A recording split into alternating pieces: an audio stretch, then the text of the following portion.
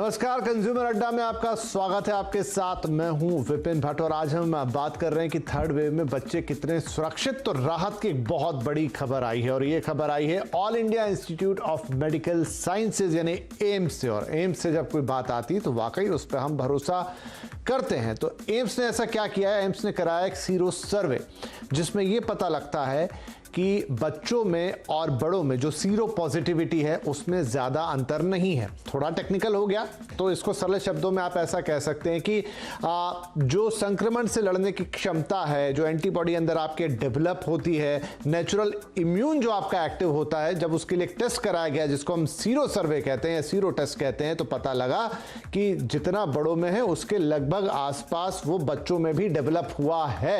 इसका मतलब यह है कि अगर कोरोना की तीसरी लहर आती है तो बच्चों में भी जो इम्यून सिस्टम है वो उसका मुकाबला करने के लिए काफी हद तक तैयार है। क्योंकि बात यही हो रही है लगातार कि तीसरी वेव अगर आई तो बच्चों पे सबसे ज्यादा खतरा होगा।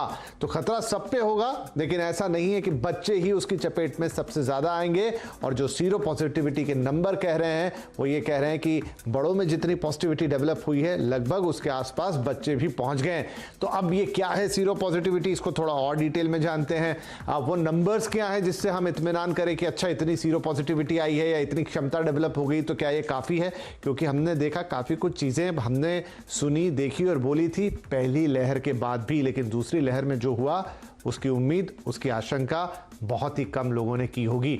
तो तीसरी लहर के लिए भी एक अंदाजा है, लेकिन जब तक हमारे सामने कुछ आता नहीं हम अंदाजे पे ही चलेंगे और धीरे धीरे हमारे अंदाजे सटीक होते जाएंगे। क्योंकि अब हमारे डॉक्टर्स, हमारे साइंटिस्ट कोरोना को बेहतर ढंग से समझने लगे हैं। तो चलिए आज की इस चर्चा की, इस पॉजिटिव चर्चा की शुरुआत करते हैं, जिसमें हमारे साथ शामिल हो रहे हैं एम्स में कम्युनिटी मेडिसिन के प्रोफेसर डॉक्टर पुनीत मिश्रा, जो इस स्टडी के भी प्रिंसिपल इन्वेस्टिगेटर हैं, Asian institute of medical sciences के डायरेक्टर डॉक्टर सुब्रत आखौरी और इंद्रप्रस्थ अपोलो अस्पताल में पीडियाट्रिक्स के सीनियर कंसल्टेंट डॉक्टर नमित जरत। आप सभी का बहुत बहुत स्वागत है। तो डॉक्टर पुनीत, आपसे शुरुआत करते हैं। आप हमें विस्तार से बताइए जो आपका ये सीरो सर्वे है, इसमें WHO की भी शायद सहायता ली गई है, क्या कहता है ये, इसके रिजल्ट को हम कैसे इंटरप्रिटेट करें और समझें कि बच्चों पे कोई बड़ा खतरा नहीं आने वाला है। देखिए, ये जो सबसे पहले तो मैं धन्यवाद दूंगा कि आपने मुझे आमंत्रित किया इस चर्चा के लिए। जहां तक इस सीरो सर्वे की बात है, ये WHO के यूनिटी प्रोटोकॉल हैं जो ग्लोबली वो लागू कर रहे हैं और उसमें कई सारे जो देश हैं उसमें ये लोग अध्ययन कर रहे हैं। भारत में भी इसी जो ग्लोबल यूनिटी प्रोटोकॉल है WHO के, उसके तहत ये अध्ययन किया गया है। यह जो अध्ययन है, स्टडी है, ये WHO के द्वारा पूरी तरीके से फंडिंग की गई है। एम्स नई दिल्ली इसे अपने और पार्टनर जो इंस्टीट्यूट है उनके साथ सहयोग करके इस स्टडी को अंजाम दे रहा है। जहां तक बात इस सीरो सर्वे की है, ये एक पार्ट है। हमारी जो स्टडी है काफी बड़ी है, काफी लंबे समय तक चलने वाली है, पूरी की पूरी सीरो एपिडेमियोलॉजिकल स्टडी है।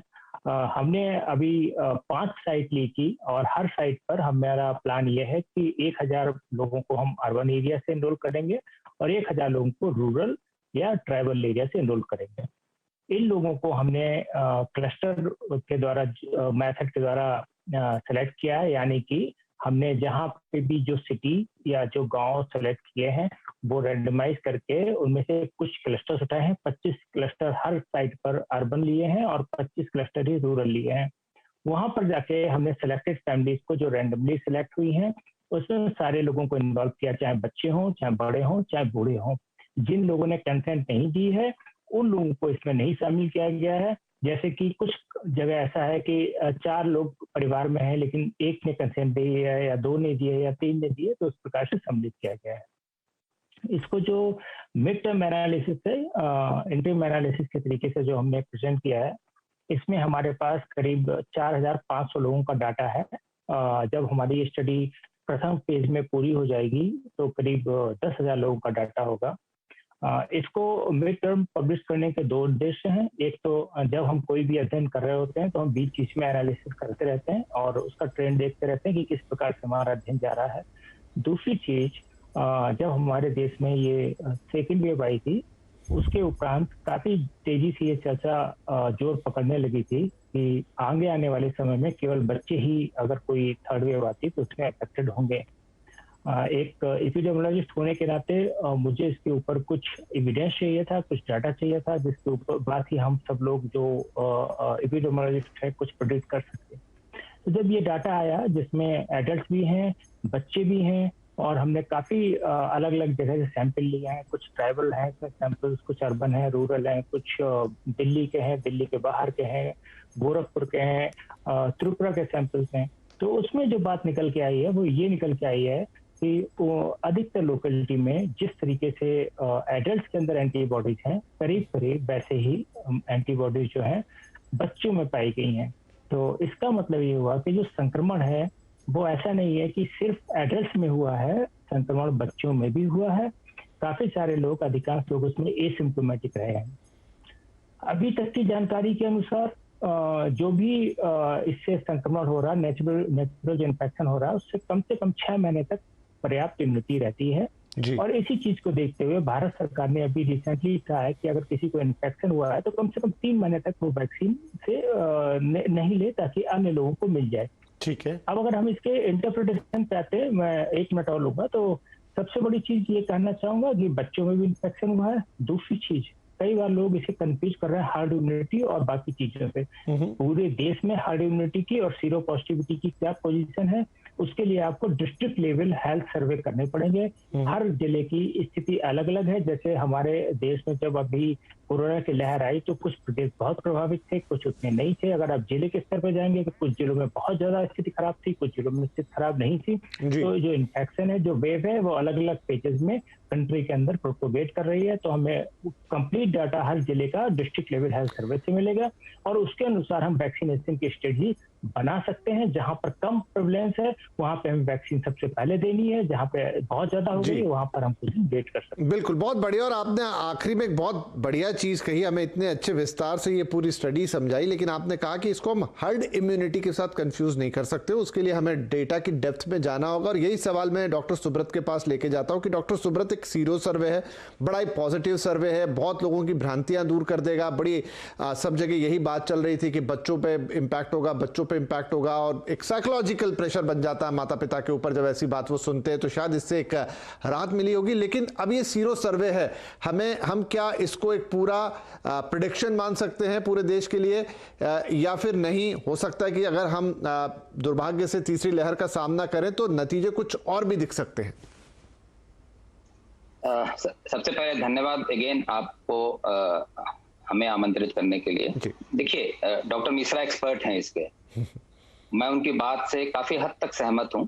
बिकॉज ये जो हर्ड इम्यूनिटी और इम्यूनिटी कितनी प्रिवेलेंस है, किस लेवल पे है, कहाँ है, किस किस पॉकेट में कितनी इम्यूनिटी है, इसके लिए एक proper study and thorough study की जरूरत होती है, जो डॉक्टर मिश्रा ने भी कहा कि डिस्ट्रिक्ट लेवल पे चाहिए, ताकि हम उसको आइडेंटिफाई करके जहाँ पे सीरो पॉजिटिविटी रेट यानी कि एंटीबॉडी डेवलपमेंट जो कम है जहाँ पे, जिस एरिया में, वहां के लोगों को हम एग्रेसिवली वैक्सीनेट करके इससे बचाएं।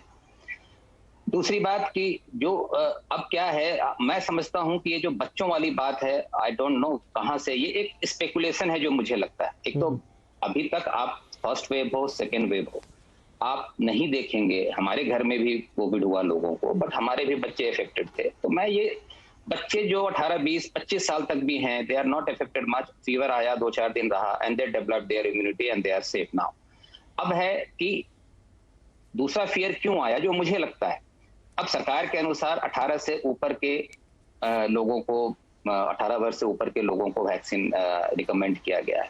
तो लोगों को ये लगता है कि अब जो अफेक्टेड हो गए वो हो गए, इनके ऊपर तो वैक्सीन लग जाएगा, उनके नीचे वालों का क्या। अब तो कहीं ना कहीं से एक फियर डेवलप हुआ है, जो मुझे नहीं लगता है कि ये सही है। और इसको एक इनिशियल स्टडी, जबकि उस डॉक्टर मिश्रा ने जो स्टडी करी है उसमें ऑलमोस्ट 10,000 है, इवन फरीदाबाद के भी लोग हैं, तो उसमें ये सीरो पॉजिटिविटी रेट काफी है।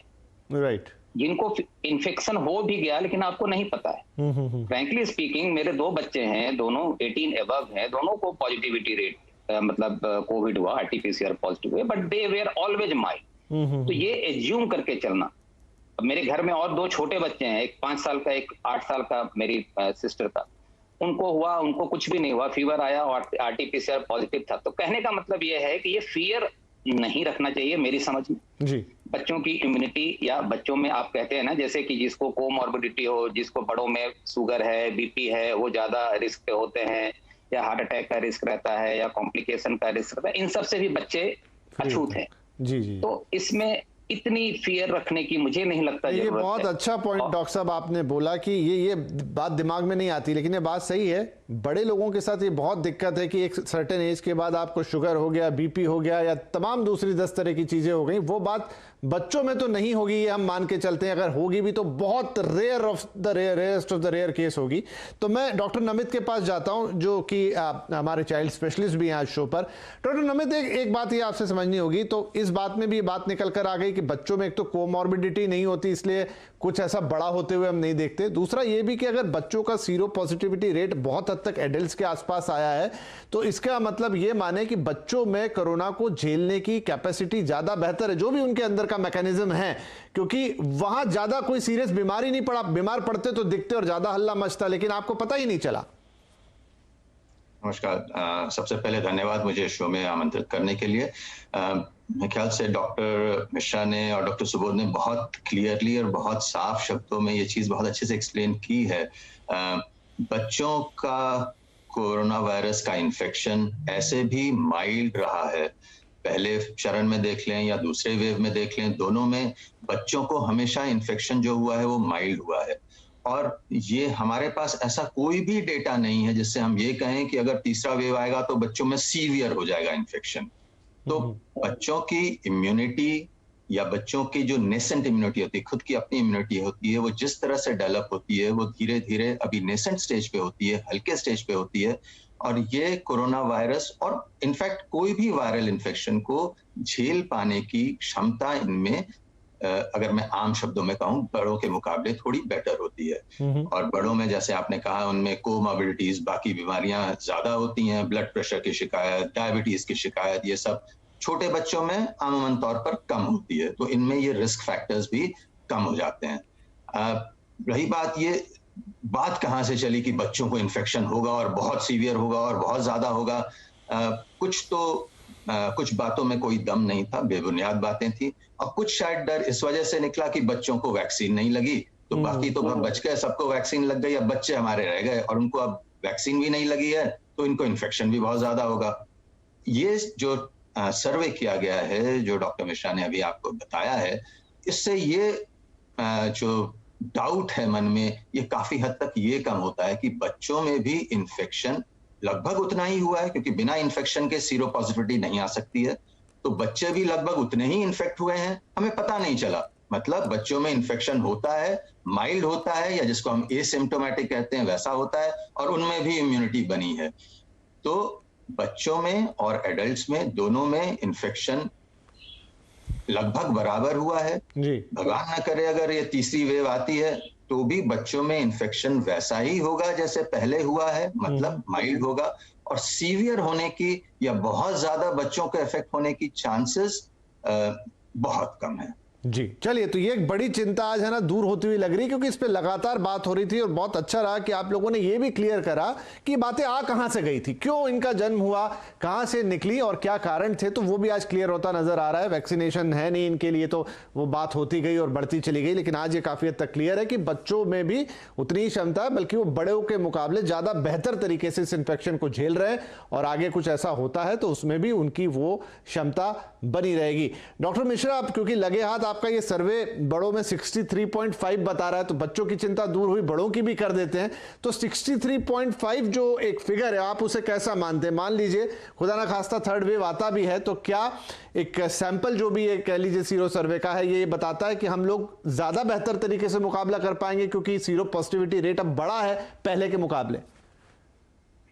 देखिए, जहां तक बात सीरो पॉजिटिविटी की, मैं पहले भी कह रहा हूं कि भारत में हर जिले में स्थिति अलग अलग है। जी बिल्कुल बिल्कुल। और एक बड़े शहर में भी अगर आप देखेंगे, मैं सबसे पहले आपको चलिए एग्जांपल मुंबई का देता हूं डिटेल में समझाने के लिए। आपने देखा होगा जब पहली वेव आई थी तो सबसे ज्यादा केसेस धारावी से आए थे जी। और धारावी से केस आए थे, इसका मतलब ये था कि उसमें काफी सारे लोग इन्फेक्टेड हो गए थे। अब जब सेकेंड वेव आई तो धारावी से उतने केसेस नहीं आए, और अमूमन ये बात करीब करीब पूरे भारत में सही बैठी है कि जिन इलाकों में, जिन पॉकेट्स में इन्फेक्शन पहली वेव में बहुत अच्छी तरीके से फैल गया था, सेकेंड वेव में उन इलाकों से या उन जगह से इन्फेक्शन उतनी जगह नहीं हुआ। तो जहां तक हम बात करते हैं सेकेंड वेव की, सेकेंड वेव में ये था कि ये वाला जो म्यूटेंट स्ट्रेन था ये बहुत ज्यादा इन्फेक्शियस था। तो एक फैमिली में जहां पे भी ये गया है करीब 80 से 90% या ज्यादा लोग जो है इन्फेक्टेड हो गए हैं इस वाली वेव में। हर्ड इम्यूनिटी के लिए हम ये कहते हैं कि करीब 70 से 80% तक अगर हमारी जो कम्युनिटी है वो किसी तरीके से प्रोटेक्टेड है, आइदर थ्रू नेचुरल इन्फेक्शन और थ्रू वैक्सीनेशन, तब हम हर्ड इम्यूनिटी की तरफ उस लोकेलिटी में बात कर सकते हैं। हर्ड इम्यूनिटी का एक कॉन्सेप्ट और भी होता है कि ये जो इम्यून लोग हैं ये रैंडमली डिस्ट्रीब्यूटेड होने चाहिए। मान लीजिए किसी सिटी की जनसंख्या इस तरीके से रहती है, अलग अलग पॉकेट में है, और एक पॉकेट में सारे लोग प्रोटेक्टेड है और एक पॉकेट में सिर्फ 50 लोग प्रोटेक्टेड है, तो हम ये नहीं मान सकते कि उस सिटी के लिए हर्ड इम्यूनिटी के लिए रैंडमली डिस्ट्रीब्यूटेड होने चाहिए। करीब अभी तक के जो हमारे अनुमान है उस हिसाब से इस वायरस के लिए, कोविड-19 के लिए करीब 80% जो आबादी है, जब उसको वैक्सीन के द्वारा या नेचुरल इन्फेक्शन के द्वारा इम्यूनिटी आ जाएगी उसके बाद इसमें प्रोटेक्शन मिलेगा। तीसरी चीज, देखिए ये वायरस जो है हम बहुत सारी बातें अभी जानते हैं और उससे भी ज्यादा नहीं जानते हैं, क्योंकि ये वायरस काफी सारे नए नए चेंजेस के साथ आ रहा है, म्यूटेशन कर रहा है। तो अगर कोई ऐसा स्ट्रेन पैदा होता है, ऐसा कोई म्यूटेशन हो जाता है कि ये नेचुरल इम्यूनिटी को या वैक्सीन की इम्यूनिटी को एस्केप कर जाए, मतलब कि ऐसा म्यूटेशन हो जाए कि हमारी बॉडी उसे नहीं पहचान पाए, उस दशा में ऐसा हो सकता है कि जो लोगों को पहले इन्फेक्शन हो चुका है उनको दोबारा इन्फेक्शन हो, क्योंकि कई बार ऐसा होता है कि म्यूटेशन की वजह से वो इम्यून एस्केप कर जाते हैं, नहीं पहचान पाती हमारी बॉडी। तो एक वो संभावना हमेशा ही बनी रहती है, और अगर वैसी चीज आती है तब एक अलग सिनेरियो होगा, चाहे वो बच्चे हों चाहे बड़े हों। लेकिन अभी तक के सिनेरियो के हिसाब से अगर कोई भी वायरस स्ट्रेन आता है तो बच्चे और बड़ों में करीब करीब एक तरीके से जो है वो इन्फेक्शन जाएगा। यहाँ पर एक चीज और देखने वाली है, ये डॉक्टर साहब अभी जैसे बता रहे थे, देखिए हम जब इसमें बच्चों में अडल्ट में एक जैसा आया है, आपको मालूम है कि हमने 18 साल से ऊपर के लोगों का इम्यूनाइजेशन शुरू कर दिया है, जबकि 18 साल से नीचे का भी नहीं हुआ है। तो इसमें कई सारे एडल्ट ऐसे हो सकते हैं जिनको वैक्सीन के द्वारा इम्यूनिटी आई हो, और उसका भी डाटा हमने कलेक्ट किया, उसके भी एनालिसिस चलेगी, बाद में हम वो भी बताएंगे कि कितने % लोगों को वैक्सीन लगी थी जिसमें वैक्सीन की इम्यूनिटी है, कितने लोगों को नेचुरल है, तो वो चीज भी आएगी। लेकिन ये बच्चों में आपको ध्यान रखना पड़ेगा, जितने 18 साल से नीचे लोग पॉजिटिव आ रहे हैं, जो पॉजिटिविटी है वो नेचुरल इन्फेक्शन से ही है, क्योंकि हमारे देश में किसी भी को 18 साल से नीचे वाले को अभी तक वैक्सीन नहीं दी गई है। तो ये भी एक बड़ा सत्य है जो इस अध्ययन से सामने आया है। बिल्कुल बिल्कुल। तो आपके इसी पॉइंट को लेते हुए एक ब्रेक ले लेते हैं, और ब्रेक के बाद हम बच्चों के वैक्सीन पे भी थोड़ी बातचीत करेंगे, क्योंकि ऑलरेडी हिंदुस्तान में ट्रायल चल रहे हैं कोवैक्सीन को लेकर। अब नोवावैक्स ने भी कल ही ऐलान किया कि वो भी भारत में आएंगे और ट्रायल करेंगे बच्चों पर, और जो एक नोजल ड्रिप वाली वैक्सीन की बात हो रही है उसमें भी बच्चों के ट्रायल। तो बच्चों की वैक्सीन के लिए काम हो रहा है काफी हद तक, अब कब तक आती है देखना होगा, तो थोड़ा उसका भी जायजा लेंगे और ओवरऑल पिक्चर ड्रॉ करेंगे, क्योंकि एक डेल्टा प्लस वेरिएंट की भी बात होने लग गई है। एक छोटा सा ब्रेक के बाद चर्चा को कंक्लूड करते हैं।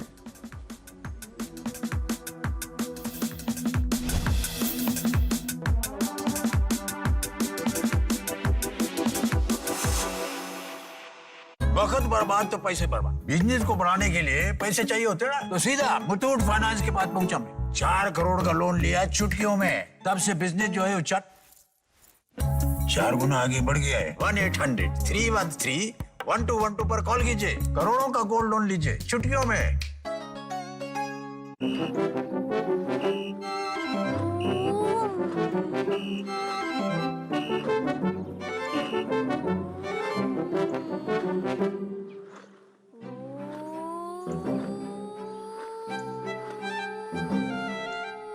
Presenting the all-new Sonnet with paddle shifters, sunroof control with voice command and more. Now more inspiring than ever.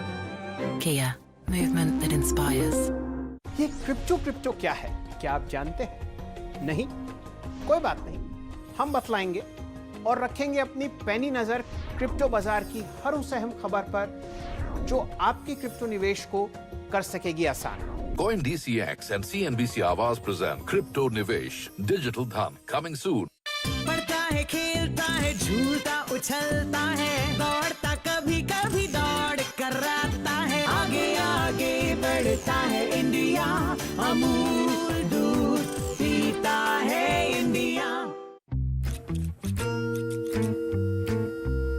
कुछ ऐसा ही महसूस होता है ना जब आपकी कमाई पर टैक्स की कैंची चलती है, लेकिन अब आपको टैक्स की कोई टेंशन लेने की जरूरत नहीं है। इनकम टैक्स हो या जीएसटी से जुड़ा कोई भी सवाल, दिग्गज टैक्स एक्सपर्ट के साथ मैं करूंगा आपकी हर उलझन दूर।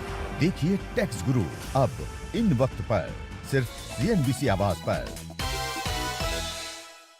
बढ़ते व्यापार को चलाना एक सफर की तरह है। रास्ते में आपको मिलेंगी कई चुनौतियां।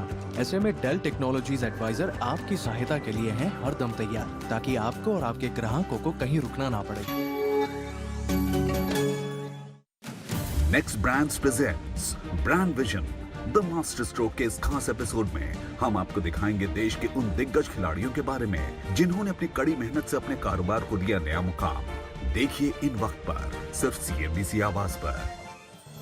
Presented by Next Brands. That's Ruby's plane. Let's go.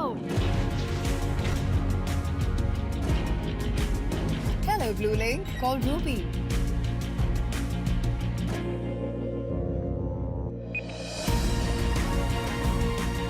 When every moment of every day presents a new adventure, that's when life becomes grand. Hello, Blue Link. I want to see the sky. Presenting Hyundai Alcazar. Live the grand life.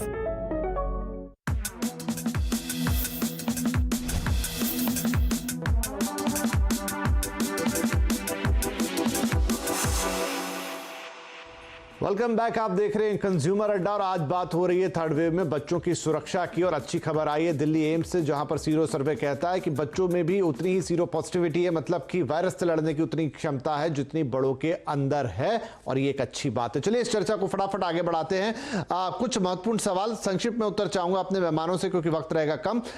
Doctor Subrat, मैं आपसे जानना चाहूंगा कि अभी doctor Mishra ने भी जिस चीज के बारे में इशारा किया कि क्या कोई परिवर्तन होता है, तो ये जो डेल्टा प्लस वेरिएंट की एकदम बात हो चली है, तो क्या ये नया वेरिएंट हमारी पुरानी पूरी स्टडीज को खराब कर सकता है, जो हमारे अनुमान है उन्हें बिगाड़ सकता है?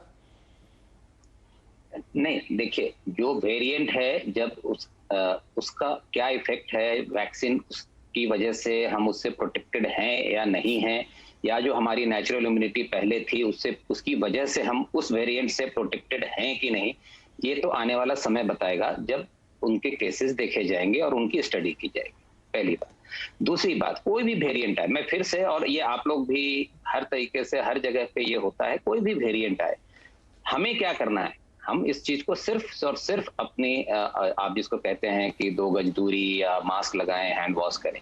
कोई भी वेरिएंट आए, इसका रोल अभी अगले 1-1.5 साल तक मुझे नहीं लगता इस चीज का रोल खत्म होने वाला है। वैक्सीन आ जाए, दवाई आ जाए, बट इन्फेक्टिविटी की चांसेस रहते हैं।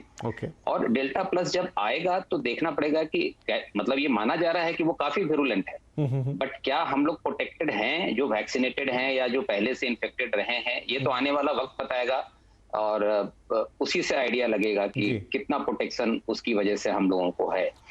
अब रही बात विरुलेंट है, तो आज की तारीख में हम लोग काफी हद तक प्रिपेयर्डनेस जिसको कहते हैं काफी है। तो फर्स्ट वेव में नहीं थी, सेकेंड वेव से भी काफी बहुत सारी चीजें हमने सीखी है, अपने आप को प्रिपेयर किया है कि दोबारा इस तरह की कोई भी समस्या आए तो हम लोग उससे सक्सेसफुली लड़ सके। बिल्कुल बिल्कुल, बढ़िया है। तो अब थोड़े क्योंकि केसेस इरप्ट हो रहे हैं, 1-2 राज्यों से एक नंबर आ रहा है, लेकिन बढ़ते समय इसका आउटपुट क्या होगा या क्या इम्पैक्ट डालेगा, ये शायद आने वाले कुछ दिनों में क्लियर होगा। डॉक्टर पुनीत, मुझे ये नमित, माफ कीजिए डॉक्टर नमित, मुझे बताइए कि जो बच्चों की वैक्सीन की हम बात कर रहे थे, तो बच्चों की वैक्सीन अंडर ट्रायल में है, क्या 2-3 महीने का वक्त जो लगने वाला है वो सब हाथ में आते हुए वो कोई ज्यादा वक्त है, उससे पहले थोड़ी स्ट्रांग प्रिपरेशन करनी चाहिए या नहीं, उतने में चलेगा? ऐसी कोई बात नहीं, जो रिपोर्ट ये कह रही है बच्चे हमारे सुरक्षित है, वैक्सीन लग जाएगी तो और सुरक्षित हो जाएंगे।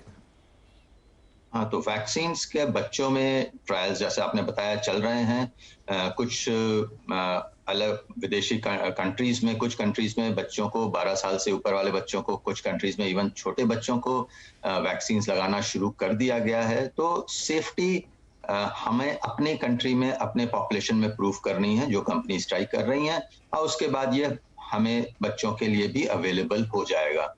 इस चीज में हो सकता है 3 महीने से ज्यादा लगे। मेरा अनुमान शायद ये है कि ये साल के अंत तक या शायद अगले साल तक ही हमें बच्चों के लिए वैक्सीन्स काफी अवेलेबल होंगी। हमें करना वही है जो हम बार बार कहते आ रहे हैं, जो प्रिकॉशंस हैं वो ही लेने हैं। तो डॉक्टर साहब एक क्विकली एक क्वेश्चन, मैं आपको बीच में इंटरप्ट कर रहा हूं। मैंने अभी देखा कि जैसे ही नंबर गिरे, जैसे अब देखिए लोगों का मन भी एक फटीक भी आ जाता है, जिसको आप लोग पेंडेमिक फटीक कहते हैं। तुरंत बच्चों को खेलने भेज दिया, तुरंत बर्थडे पार्टी शुरू हो गई, तुरंत सब कुछ हो गया। क्या वो सही है? क्योंकि बहुत सारे माता पिता ये कर रहे हैं।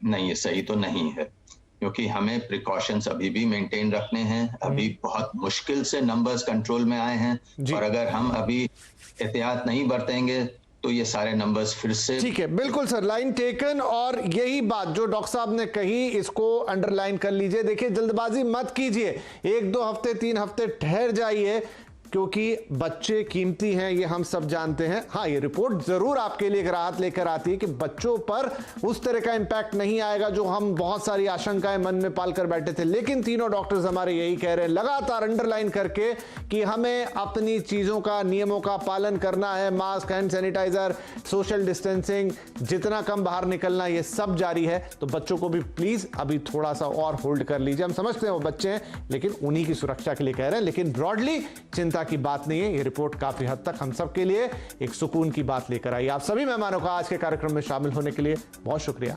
नमस्कार।